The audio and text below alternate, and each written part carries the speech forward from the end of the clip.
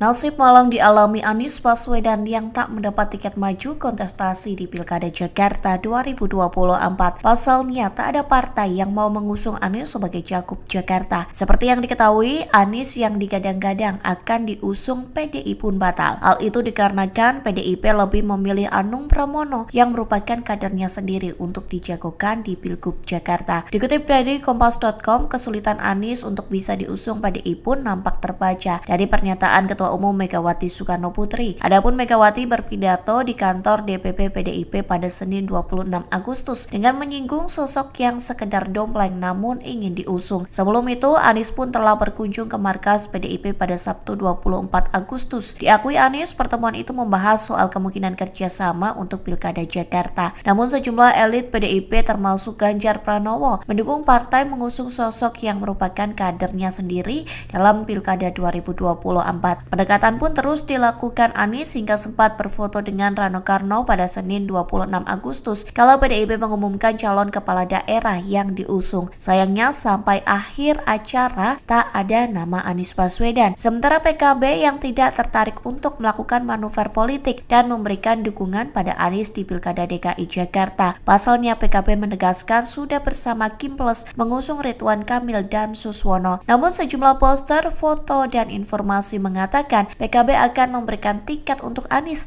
yang diduetkan dengan Muhaimin Iskandar atau Caimin di Pilkada Jakarta. Terkait isu tersebut, Wakil Ketum PKB Jazilul Wafait menampiknya. Download Tribun X sekarang, menghadirkan lokal menjadi Indonesia.